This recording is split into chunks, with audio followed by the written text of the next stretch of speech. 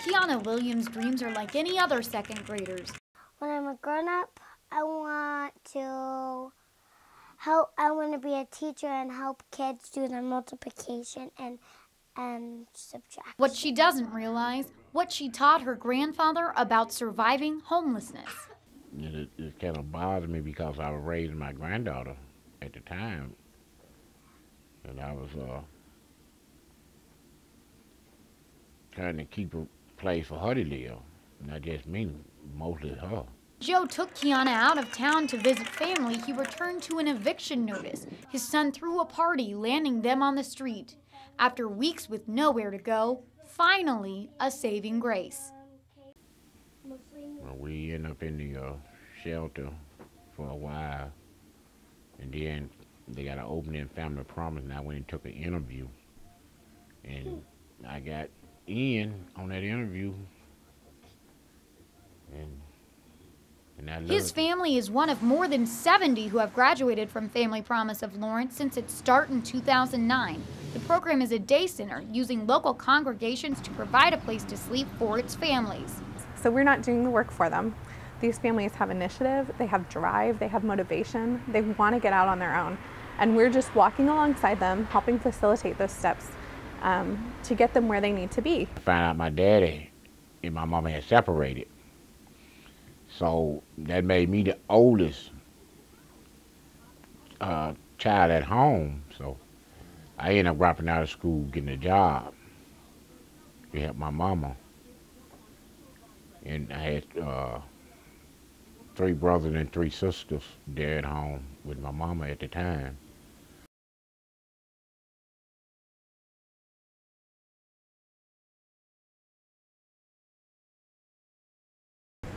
What it is really doing is taking those immediate fight or flight response, the pressures of I don't know where my family's going to stay, we're taking that off of them so that they can dream for their family for the first time ever.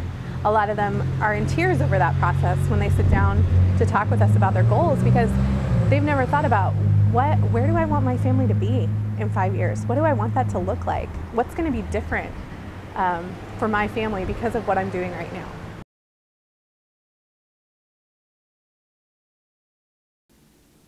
Oh, it seemed like a fresh breeze just lifted me up. I finally got it. I got it. I got it. I needed the education because coming back, starting over with a small child, I have to help with the homework, so I needed that education.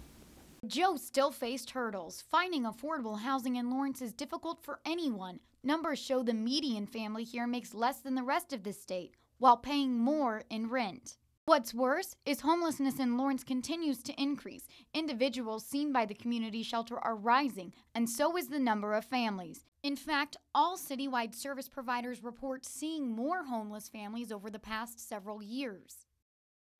Well, there are homeless children in every single school in Lawrence. Last year, we helped 17 families, and we received 512 referrals of families in need of our services. Now, not all of those families would have qualified, but just the sheer number of that is pretty remarkable. I think a lot of people, when you say homeless, they think about people who are living under bridges or that you see on the side of the road. But the actual reality of it is families are the fastest growing segment of the homeless population. And there are very few shelters that are equipped to help them. The shelter moved earlier this year, providing more resources for families, but it's still not a good fit. The shelter's not a good answer for that problem. The shelter was an answer to a different problem. The best way to help them? Transitional housing. Joe, who is working again after suffering a heart attack, pays a portion of his rent to Family Promise. He continues counseling with specialists while his rent steadily increases.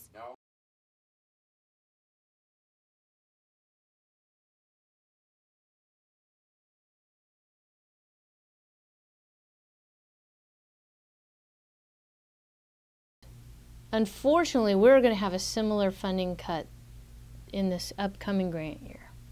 Not only do we have this sort of normal cut that everybody's anticipated, we also receive the additional sequestration cut.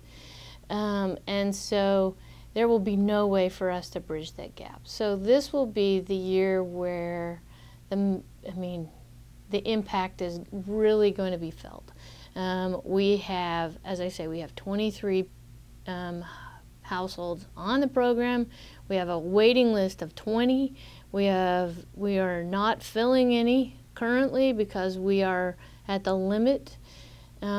We anticipate the minute that we get the next money, we will try to fill as many as we can of the 20 who are on the list, but the people who aren't on the list yet, who are currently homeless and need a spot, they'll be a year out. They'll have to get on the list. A transitional housing trial at the community shelter has them wanting more of those houses, but that requires money and staff. No burden on our budget, and it's just a model that we wanted to try, and it's working pretty well. We can't replicate it because I don't have enough staff to provide the staff for a lot of buildings like that, but it's the thing we want. Between what the school district has been seeing and what the shelter is seeing and what we've been hearing, I think there is a big problem. And Family Promise itself, we're seeing a lot more families with nowhere to go. And we don't have a solution for that.